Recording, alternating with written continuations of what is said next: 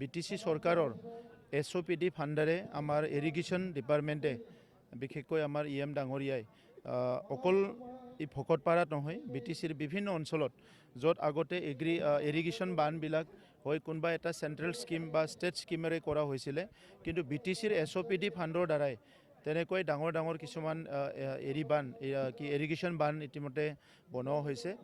ইয়াত আগত এটা বান আছিলে যিটো নাবাৰ্ডৰ বনাইছিলে সেইটো ভাঙি গ'ল আৰু এতিয়া ৰাইজৰ অনুৰোধ হিচাপে এই বানটো বনোৱা হৈ গ'ল। মই চালোঁ এইটো বহুত সুন্দৰ হৈছে, খালি অলপ সৰু সুৰা কাম পিছফালে বাকী আছে, সেইখিনি কৰি দিয়াৰ পিছত মই ভাবিছোঁ এনাদাৰ 10 to 15 ইয়াৰ্ছৰ কাৰণে এইটো পাৰ্মানেণ্ট হৈ যাব।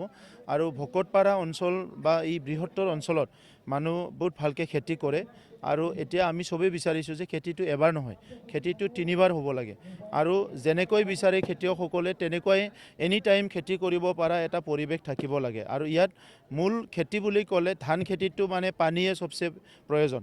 বাকী আপুনি যিটো ৰবি শস্য বা বেলেগ বেলেগ শস্য আছে কিছুমানত পানী কম লাগে, কিন্তু পানী থাকিলে খেতিয়কে মানে খুব সুস্থ মনেৰে কামখিনি কৰিব পাৰে। আৰু ইয়াত আমি বিটিসি অঞ্চলত যিটো নেকি ভূমিৰ তলৰ পৰা পানী উঠোৱা এইটো অলপ কমাব বিচাৰিছোঁ, কাৰণ যিটো পানীৰ লেয়াৰটো বিভিন্ন ঠাইত কমি গৈছে। তো এই অঞ্চলত ভালে আছে, কিন্তু তথাপিতো আমি যিটো চ'ৰ্চৰ পানী আছে সেইটো মানে খোৱাৰ কাৰণে হওক বা এগ্ৰিকালচাৰে হওক এইটো ব্যৱহাৰ কৰিব চেষ্টা কৰি আছোঁ। আৰু এগ্ৰিকালচাৰৰ কাৰণে বিশেষকৈ আমি মাটিৰ তলৰ পৰা পানী ওলোৱাতকৈ এনেকুৱা চ'ৰ্চৰ পৰা পানী পালে খেতিটো বহুত ভাল হয়। ইয়াত বাৰিষাৰ সময়ত বিভিন্ন নদ নদীবিলাকৰ পানী আহি যায়, খেতি পথাৰৰ মানে পানী আহি যায়, য'ত নেকি বিভিন্ন ধৰণৰ সাৰ আৰু নিউট্ৰিয়েণ্টবিলাক আহি যায়। সেইকাৰণে যিটো ইৰিগেশ্যন বানবিলাক আৰু বানবিলাক আমি বহুত গুৰুত্ব দিছোঁ। মই ভকতপাৰা ৰাইজক BTR চৰকাৰৰ তৰফৰ পৰা আমি নতুন বছৰৰ এটা গিফ্ট দিবলৈ পাই আনন্দিত হৈছোঁ। মই ৰাইজক এটাই অনুৰোধ কৰিছোঁ, মই দেখিছোঁ বহুত চেনজিটিভ হয় মানুহবিলাকে, আমাৰ সভাপতি ডাঙৰীয়াও বহুত চেনজিটিভ হয়, বানটো পাই পেলাই তেখেতে আৱেগিক হৈ পাৰিছে। গতিকে অনাগত দিনত এই বানটো এইটো আমি আজি অপেনিং কৰিলোঁ, সেইটো যাতে চবে কেয়াৰ কৰে, চোৱা চিতা কৰে ভালকৈ, মই সেইটোকে অনুৰোধ কৰিছোঁ। মুখ্যমন্ত্ৰীয়ে চুবুৰীয়া ভূটানৰ লগত কথা পাতিছে ইৰিগেশ্যন বা অন্যান্য ক্ষেত্ৰত গোটেই বিটিসিত সেই ব্যৱস্থা কৰা হ'ব। চাওক, আমি প্ৰাকৃতিকভাৱে এনেকুৱা এটা ঠাইত আছোঁ, সঁচাকৈ আমি ভগৱানক ধন্যবাদ দিব লাগিব। চব দিশৰ পৰাই এটা সুন্দৰ অঞ্চলত আমি আছোঁ। এই অঞ্চলত আমি যিখিনি আমাক নেচাৰে দিছে, এইটো বেলেগ অঞ্চলত ইয়াৰ ইমান সুবিধা নাই। পানীৰ ক্ষেত্ৰতো গোটেই ভূটান পাহাৰটো ওচৰত আছে বা ভূটান আছে, তাৰ পৰা বহুত নদীবিলাক চ'ৰ্চবিলাক আছে।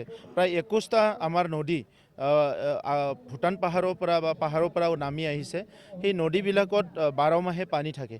গতিকে সেই পানীখিনি আমি অলপমান আমাৰ টেকন'লজি ইউজ কৰি পেলাই সেইটো খেতিৰে হওক বা খোৱাৰে হওক ব্যৱহাৰ কৰিব পৰা যায়।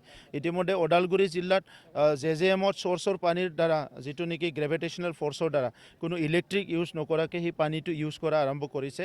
আৰু সেইকাৰণে অহা 10 বছৰৰ ভিতৰত BTR অঞ্চলত আমি তলৰ পৰা পানী ওলোৱাটো যাতে বন্ধ কৰিব পাৰোঁ, আহি থকা সময়ৰ কাৰণে যিটো আমাৰ নেচাৰ সেইটো প্ৰিজাৰ্ভ কৰাৰ কাৰণে আমি বড়োলেণ্ড গ্ৰীণ মিছনৰ দ্বাৰা ইয়াৰ ৰুৰকিৰ কিছুমান এক্সপাৰ্ট লৈ আহি ষ্টাডি ৰিচাৰ্চ আৰম্ভ হৈছে। জাৰ্মানী ইঞ্জিনিয়াৰিং সকলো আহিছে, তেখেতসকলৰ দ্বাৰা ষ্টাডি আমাৰ চলি আছে।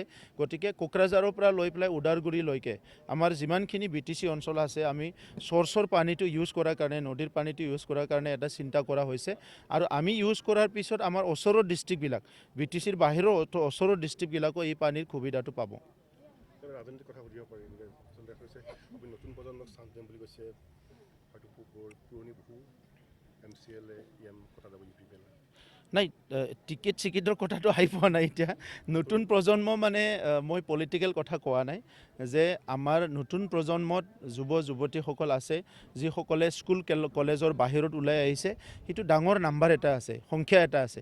এই সংখ্যা যিসকলে চাকৰি বাকৰি সংস্থাপন কৰিব, ইয়াৰ বাহিৰে যিখিনি আছে সেইসকলক আমি ছ'চিয়েল ৱৰ্ক, পলিটিকেলতে হওক বা বিভিন্ন কামত তেখেতসকলক এংগেজ কৰিব লাগিব। সেইকাৰণে নতুন য়াং যিটো জেনেৰেশ্যন আছে, যিয়ে আহি থকা 50 বছৰত, আহি থকা 30 বছৰত ছ'চাইটিৰ কাৰণে কাম কৰিব, তেখেতসকলক টাৰ্গেট কৰি আমাৰ শিক্ষা, আমাৰ সামাজিক পৰিৱৰ্তন, আমাৰ যিবিলাক জীৱিকা, লাইভলিহুড, এই গোটেই কথাখিনি আজি BTR চৰকাৰে আমি চিন্তা কৰিছোঁ। আৰু অহা মাৰ্চ মাহত আমি চৰকাৰৰ এটা ভিজন ডকুমেণ্ট ৰিলিজ কৰিম। আমি এই ডিচেম্বৰ মাহৰ 30 তাৰিখত কমিউনিটি ভিজন ডকুমেণ্ট আমি ৰিলিজ কৰিছোঁ, কিন্তু অহা মাৰ্চ মাহৰ ভিতৰত আমি চৰকাৰৰ ভিজন ডকুমেণ্ট ৰিলিজ কৰিম, য'ত আমাৰ চৰকাৰখনে অহা 5 বছৰত নেক্সট আহিলে কি কাম কৰিম আৰু ইয়াৰ পিছত অহা 50 বছৰত বিটিআৰ অঞ্চলৰ ৰাইজে কি কাম কৰিব, কি চিন্তা কৰিব, এই গোটেই কথাখিনিৰ এটা ৰোড মেপ আমি অহা মাৰ্চত ৰাইজৰ ওচৰত আমি ৰিলিজ কৰিম। নিৰ্বাচনৰ কিবা তাৰিখ যদি এতিয়ালৈকে তেনেকুৱা অহা নাই। নিৰ্বাচনটোতো আৰু পলিটিক্স কৰা দিনৰ পৰাই নিৰ্বাচনৰ কথাটো সদায় মনত থাকে, গতিকে আৰু আহিব যাব সেইটোতো এটা গণতান্ত্ৰিক পৰ্ব। তাত আৰু বেছি হেডেক হ'ব লগা নাই।